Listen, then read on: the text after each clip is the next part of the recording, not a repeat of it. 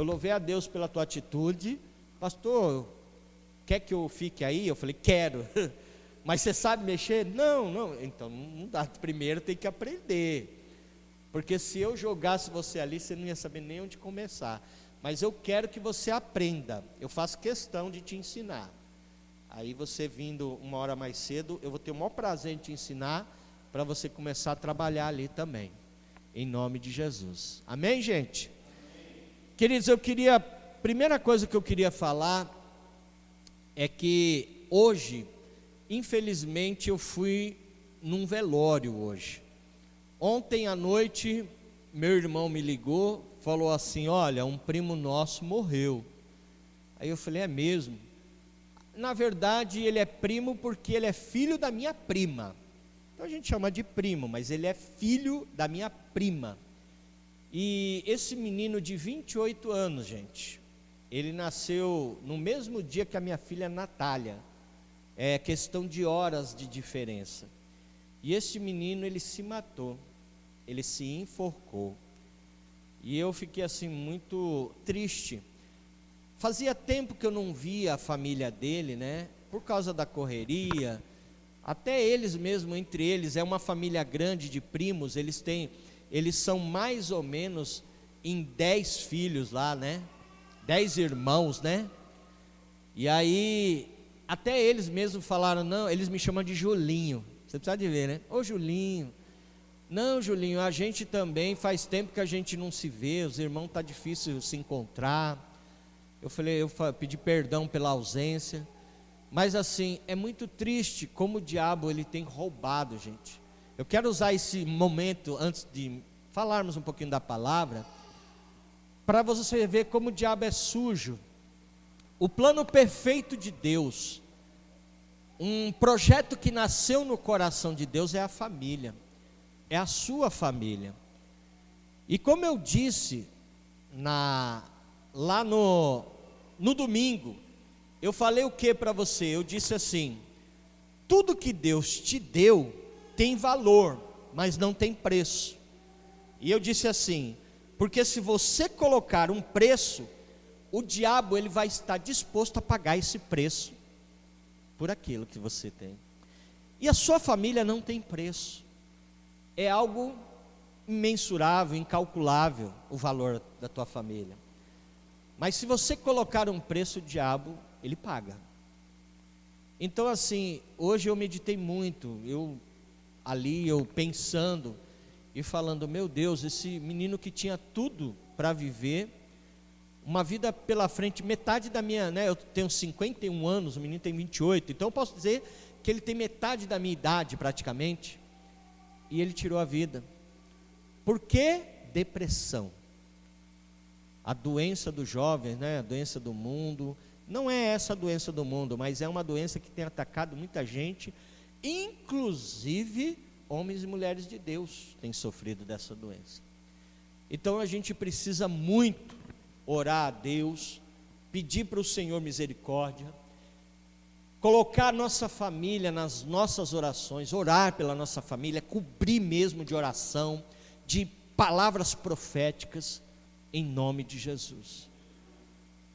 E diga assim, ó, repita assim, ó, eu não sei o que vai acontecer comigo, mas de uma coisa eu sei, o meu Deus continua vivo e Ele está em um alto e sublime trono. Aleluia, glória a Deus, aleluia, glória a Deus. Abra a tua Bíblia em Mateus 22, 14. Sabe mudar? Aleluia. Mateus 22, 14. Deixa eu só mostrar aqui para a Cleidiane. Você tem que mudar aqui, querido. Espera aí. Aqui, ó. Isso. Aí você dá 2 cliques que aparece aqui. Quando você clicar 2 vezes, isso. Aí, ó, tá vendo? Tá vendo? Mateus 22, 14, a palavra do Senhor diz assim: pois muitos são chamados, mas poucos escolhidos. Eu gostaria que você lesse mais uma vez. Pode ler como que está aqui? 1, 2, 3. Não, ali está no 22:11, querida, é 22:14. Não falei que ela está nervosa? Ó, é como eu disse, no começo é ruim, depois vai piorando, brincadeira. Aí ela não volta mais, né? Ela não quer mais mexer. 14, tá? 22:14. Isso, vamos lá? 1, 2, 3. Aleluia. Essa é uma palavra muito conhecida. Creio que você já deva ter ouvido até pregações sobre isso, ou pelo menos muitos pregadores mencionam durante o seu sermão, mencionam esta passagem, aonde Jesus, ele está conversando com algumas pessoas, e ali Jesus, ele começa do capítulo 22, no versículo 1 em diante, ele começa a falar sobre uma parábola chamada o grande banquete, onde ele diz que uma pessoa vai casar, e aí ela começa a mandar convites para as pessoas virem para o seu banquete de casamento. Só que as pessoas começam a dar atestados. Você vai ler, um diz assim: eu não posso, eu estou corrido, né? É dezembro, trabalho em comércio, trabalho em loja, não dá, né? Eu faço isso, faço aquilo. O outro, comprei uma junta de boi, eu tenho que olhar, comprei um sítio, uma fazenda, tenho que ir lá olhar, e começaram a dar atestado. O senhor da parábola fica bravo, e aí ele pega um servo e diz assim: sai pelas estradas, sai por tudo que é lugar. Lucas conta, né? Fala também, sai nos valados, convida todo mundo para a festa, não importa quem seja, já que os meus convidados não querem vir, então as portas estão abertas para todo mundo que quiser. Aleluia. Então você já começou a entender aonde a gente quer chegar. O Senhor desta festa, ele queria que todos viessem se alegrar com ele, participar. E por que eles não vieram? Os que foram convidados de primeira instância. Por quê? Por causa das distrações da vida. E aí, trazendo para a nossa realidade, igreja, meditando, essa palavra o apóstolo ministrou na quinta-feira, e eu assistindo e meditando, ele ministrou e ele foi por um caminho, mas eu quero trazer sobre isso, sobre esse ponto que ele leu, de muitos são chamados e poucos escolhidos. E trazendo para a nossa realidade, eu comecei a pensar de como a igreja do Senhor Jesus mudou de 20 anos para cá. Eu me converti no começo dos anos 90, então eu já sou um crente já há quase 30 anos que eu caminho com o Senhor. Tem pessoas aqui que nasceram no lar cristão. Eu acredito que a irmã Elda nasceu dentro de um lar cristão, então a irmã Elda com certeza tem mais experiência do que eu. Como você talvez também tenha mais de 30 anos, talvez, eu não sei, ou não. O fato é, com a minha pouca experiência, eu me lembro que nos anos 90, a gente não tinha tempo ruim para fazer a obra de Deus.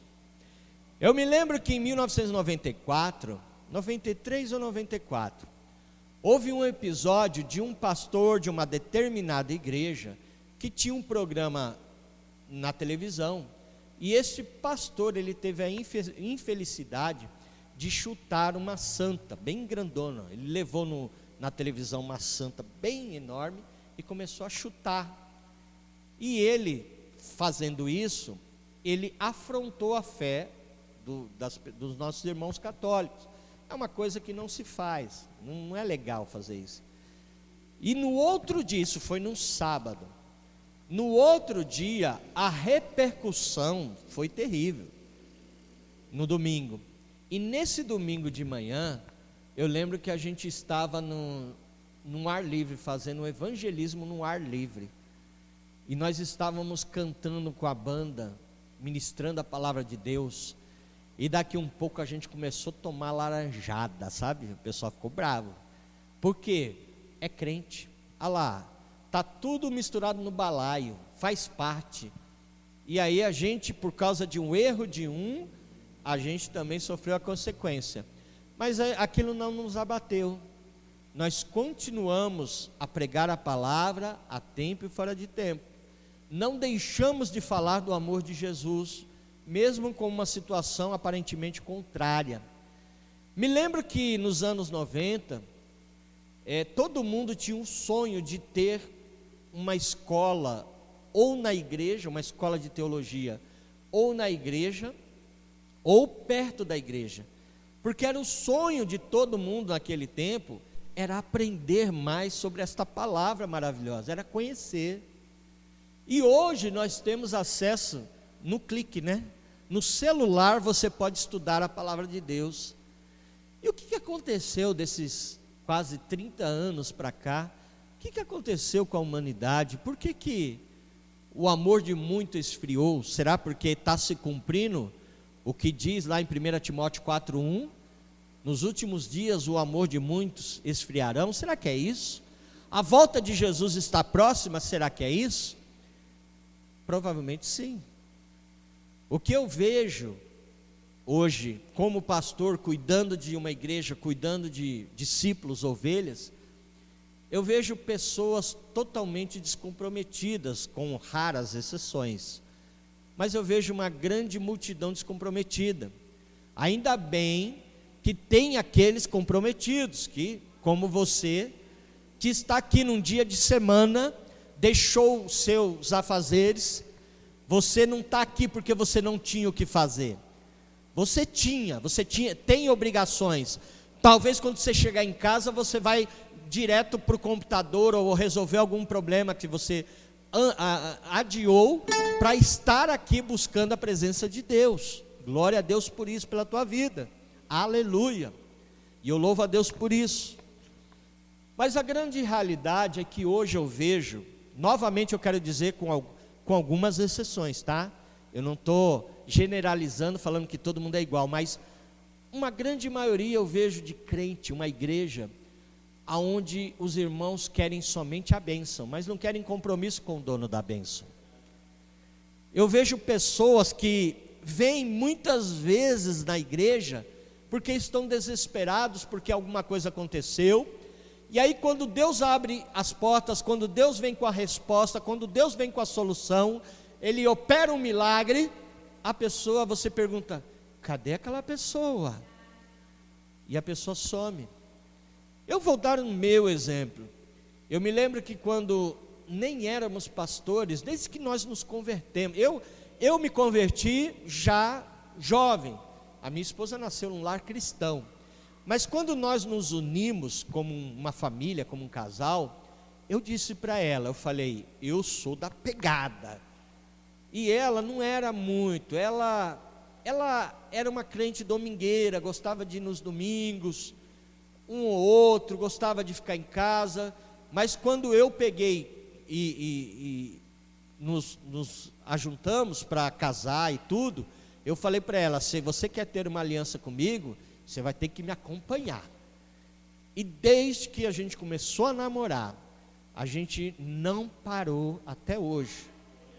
A gente estava em tudo, qualquer evento, qualquer trabalho, qualquer mobilização que acontecia, nós estávamos lá. Antes de sermos enviados para cá, para cuidar daqui, vocês sabem que a sede tem 2 cultos. Nós íamos no culto da manhã e no culto da noite, servíamos nos 2 cultos, e eu sei que é impossível querer que os discípulos sejam igual a nós, eu sei que é impossível, porque você é único, não adianta você querer que o seu discípulo seja igual a você, que você vai se frustrar. Mas o que aconteceu com essa geração? Por que a geração hoje está tão desmotivada, tão cansada? Você fala, vamos lá, vai ter um culto de jovens maravilhoso, aí a pessoa, não, estou cansado do quê, gente? Vamos se encher da presença de Deus, receber, mais de Deus, aleluia, glória a Deus. Hoje eu vejo uma coisa também, hoje eu vejo uma geração que fazem as coisas para Deus de qualquer jeito. As pessoas, elas não têm capricho, elas não têm zelo. E eu louvo a Deus, eu dou graças a Deus pela liderança que nós temos. Eu aprendi muito com os nossos líderes, os nossos apóstolos, porque todas as vezes que nós sentamos para a gente projetar algo para fazer, sempre a palavra foi: faça o melhor, sempre. Eu me lembro que existe um encontro que tem dentro da visão, chamado Encontro do Mover Celular. Aqui nenhum de vocês ainda passou por ele, mas um dia que nós sentamos para montarmos o encontro, eu lembro que uma situação, eu trouxe 3 orçamentos para a apóstola, e coloquei assim na mesa e falei: esse valor, esse aqui do meio e esse mais caro. E ela falou assim: qual é o mais excelente aqui? Eu falei: o mais caro. Ela falou: então faz o mais caro, porque para Deus, excelência.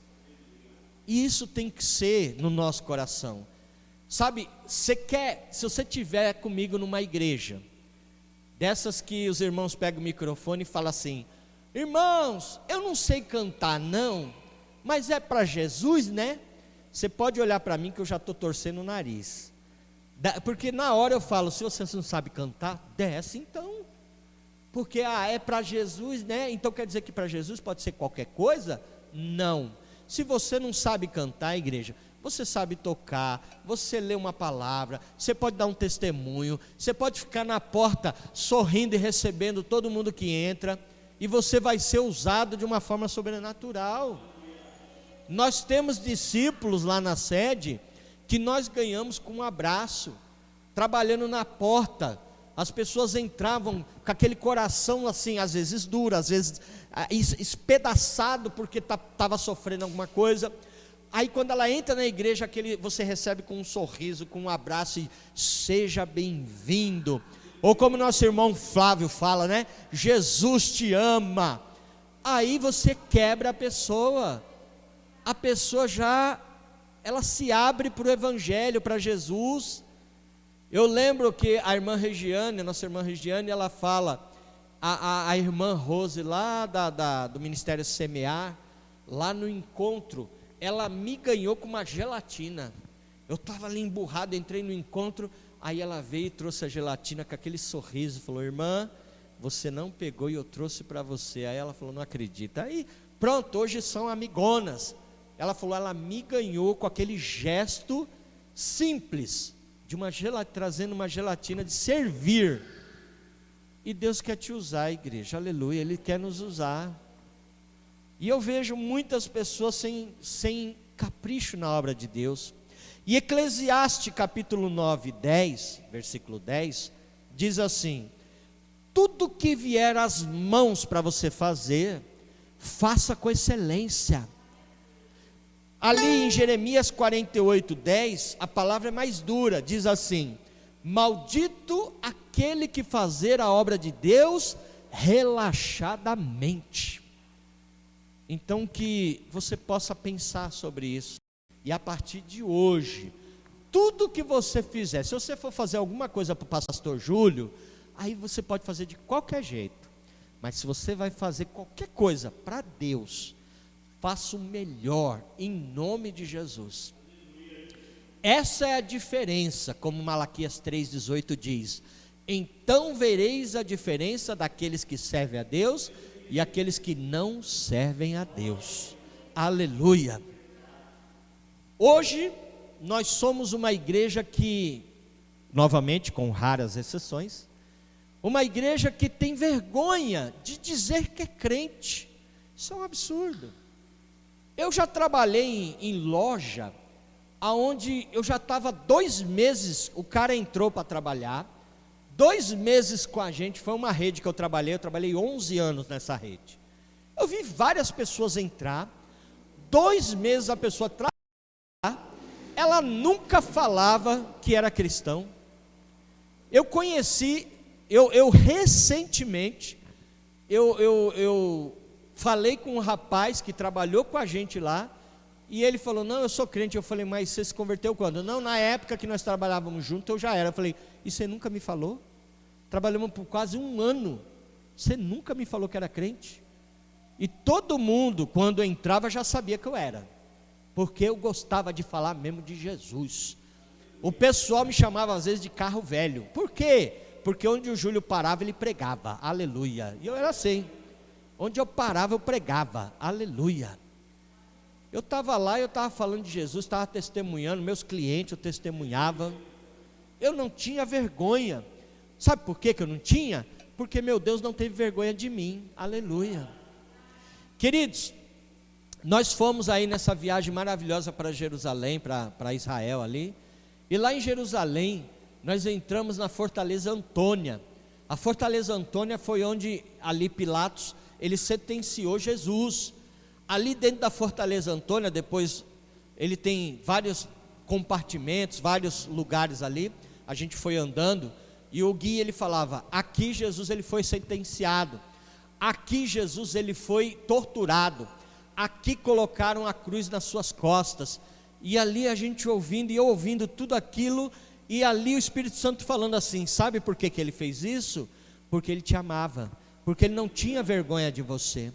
Aí caminhamos pela Via Dolorosa, depois saímos da Fortaleza Antônia, e fomos ali, irmãos, é muito longe, e eu fiquei, Jesus do céu, o Senhor carregou essa cruz por essa, imagina, a gente andando sem nada, a gente já estava cansado de andar, e eu falei, imagina com uma cruz nas costas, levando chicotada nas costas, e nós olhamos, quando chegamos no Gólgota, a gente olhou aquilo lá, e eu ficava, Deus ali, Deus começou a ministrar, e eu falando, Senhor, obrigado pelo teu amor derramado nas nossas vidas, meu Senhor, eu não sou nada.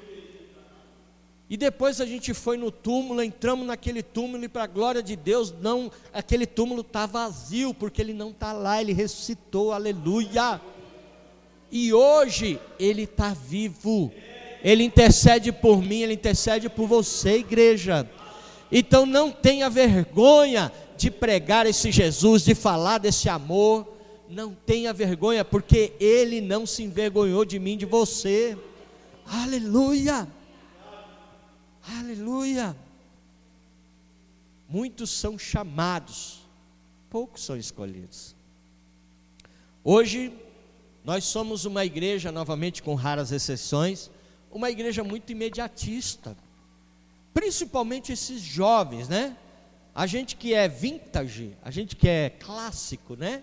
Pessoal mais de idade, nós ainda somos um pouco, mas menos. Os jovens não, os jovens é incrível, eles querem a coisa já, tem que ser na hora. Ah, Senhor, se não for agora, não serve, para depois não serve. Tem o escritor Augusto Cury, ele diz assim, que o jovem ele sofre da síndrome do pensamento acelerado. Não, tem que ser minha bênção, tem que ser agora. E Deus não trabalha desse jeito. Vai ter, eu mandei no grupo esses dias atrás uma frasezinha que eu colei lá do Instagram do meu apóstolo. Você vai dar glória a Deus muitas vezes, porque Deus fez do jeito dele, não do seu, na sua vida. Muitas vezes você vai agradecer a Deus, falando, Senhor, obrigado por o Senhor ter feito do seu jeito, e não do meu, na sua hora, e não na minha, aleluia. Aprenda a esperar, aprenda a confiar, igreja, em nome de Jesus. Hoje somos uma igreja, com raras exceções, que faz votos a Deus principalmente e não cumpre, não honram com aquilo que prometeram. Eu estou falando isso porque agora nós estamos num momento propício para isso. É o momento que mais se faz voto a Deus agora no final do ano, porque o crente ele vira o ano falando assim, não, Senhor, 2023 vai ser diferente, vou ir mais na igreja, não vou perder um culto, não vou perder um propósito, tudo que é campanha de oração, célula, vou estar lá. Senhor dizimista, ofertante, eu sou o primeiro. Mas aí o camarada, aquela mulher de Deus, começa até bem. É o primeiro mês, está até bem ali no plumo, está ali. Só que depois, segundo mês, terceiro mês, cadê aquele homem, aquela mulher que disse que ia mudar o mundo? Começa a desanimar, começa a falhar com o seu voto. E eu quero dizer para você o que está escrito em Deuteronômio 23, 21, que diz assim: quando você fizer um voto ao Senhor, não demores a cumpri-lo, porque se você não cumprir, melhor é que você nem tivesse feito. É muito sério isso. A gente sofre um pouco com alguns compromissos que a gente não honra. Não estou falando de mim, mas, por exemplo, vou dar um exemplo para vocês. Nós fizemos recentemente o relógio de oração. O relógio de oração é um relógio que requer que cada líder que a gente coloca como cabeça do horário, ele não falhe. Ele não pode falhar, e se ele... É claro que pode acontecer um imprevisto, mas aí temos o zap. Liga, fala: olha, era para mim ir agora, daqui meia hora, uma hora, tá aí para estar no tal horário, só que eu não posso porque aconteceu alguma coisa. Beleza, a gente vai entender e a gente vai se mobilizar para cobrir. E nesse relógio já aconteceu. Alguém que tinha que estar num determinado horário não veio. E aí o irmão Marcelo ali que teve que cobrir ali de última hora, ele não estava preparado. Então, não ligou, não deu explicação, não falou nada. Isso é como eu estou falando, de dar a palavra, fazer um voto. Não, eu estou junto, mas não honrar. Então, mais uma vez eu digo, muitos são chamados e poucos são escolhidos. Hoje nós, com algumas exceções, mas é uma igreja hoje que a gente vê, uma igreja do Senhor, uma igreja muito mimizenta. Você não tem mais aqueles crentes que falam assim: pode bater que eu aguento, aleluia. Aqueles crentes mesmo, como eu até ouvi, mandaram um videozinho bacana de um senhor falando, a geração de ferro, que aguentava paulada mesmo. Ele fala sobre a geração que aguentava a pressão. Porque, queridos, ele não está errado não. Você que tem a minha idade, você vai lembrar, todos nós recebíamos um apelido. Eu tive vários apelidos na escola. Tenho amigos até hoje que a gente chama por apelido. Todo mundo está vivo, ninguém morreu de depressão, ninguém morreu de síndrome do pânico, não. A gente jogava bola, a gente ralava o dedão do pé, a gente ralava no asfalto. E depois chegava em casa, a mãe colocava o metiolate, que o metiolate naquela época ardia, hoje nem arde mais. E aí ele fala depois da geração cristal, que é essa geração agora, mimizento. Uma geração que não quer pastor e líder, quer babá. Aí eu assistindo com a minha neta o Pica-Pau, aí passou aquele do Picolino, o pinguim, do cachorro e o urso branco grandão que pega o cachorro, morde o urso, a urso pega o cachorro no colo e fica... Aí o cachorro fala assim: cante de novo, Joey. Aí ele... Eu falei: olha lá, igualzinho alguns discípulos, ó. Quer que o pastor pega no colo, o líder pega no colo e... Gente, não dá. Nós precisamos mudar a mentalidade. Aleluia, nós precisamos mudar a mentalidade. Muitos são chamados e poucos escolhidos, porque são poucos que hoje se preocupam com compromisso. Compromisso de chegar no horário, compromisso de cumprir a palavra, aquela palavra de conta comigo, estamos junto e misturado, feito pão amanteigado, mexeu com você, mexeu comigo. Muitos poucos.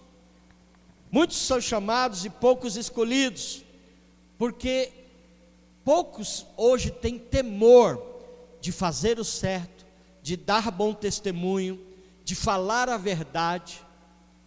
E quando a gente fala de falar a verdade, lembra que tem um pai da mentira. Você sabe quem é.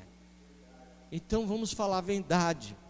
São poucos que obedecem princípios de honra, de fidelidade, de aliança com Deus, com a igreja, com o líder. São poucos.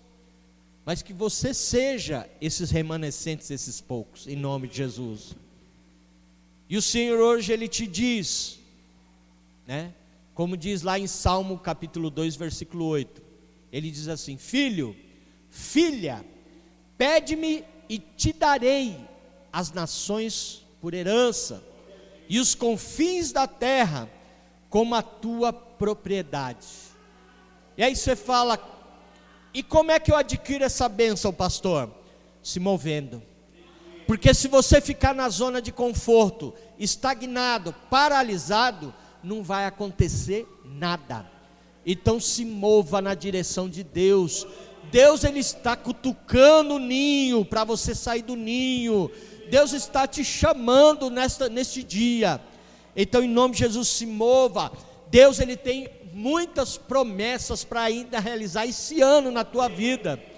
Ainda até o último dia, o último segundo, você vai visualizar a resposta de Deus chegando, a promessa de Deus chegando, o milagre de Deus chegando.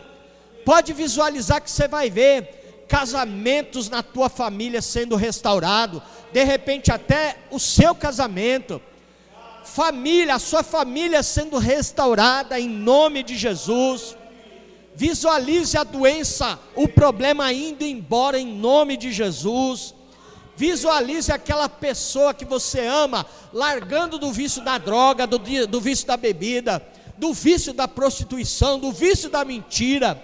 Visualize aquela pessoa que você ama entregando a sua vida no altar do Senhor e dizendo: Senhor, eu te aceito como único e suficiente Salvador. E eu quero declarar que isso vai acontecer ainda esse ano, em nome de Jesus. Mas para isso você tem que se mover. É o mês da resposta de Deus. E Deus tem prazer em te ver feliz. Quantos vencedores em Cristo nós temos aqui? Diz glória a Deus aí. Quantos escolhidos de Deus tem aqui? Diz aleluia. O Senhor, Ele quer verdadeiros adoradores que o adorem em espírito e em verdade. O Senhor não quer simpatizantes. Ele quer pessoas comprometidas com o Evangelho, com a verdade, com Ele, com o reino. Muitos são chamados, poucos escolhidos. Que você faça parte desse pouco, mas que faça a diferença em nome de Jesus. E eu encerro. Cleidiane, prepara aquela música. Já preparou? Tu tá ligeira. Aleluia. Ó, gostei de ver. Aleluia. Glória a Deus. No Velho Testamento, quando uma pessoa, ela estava aflita, ela estava desesperada, ela estava atribulada de espírito, é comum nós lemos que ela se cobria de saco e ela se cobria também de cinza. Ela jogava cinza sobre as cabeças, sobre a sua vida. Você, quando lê a história de Jó, você vai perceber isso.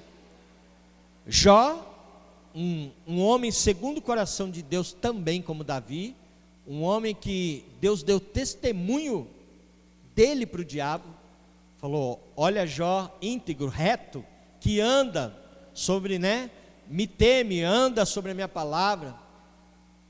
Ele teve um momento de dificuldade, onde ele sofreu muito, e tem um momento que ele joga cinza também, porque ele está atribulado de espírito, da alma dele.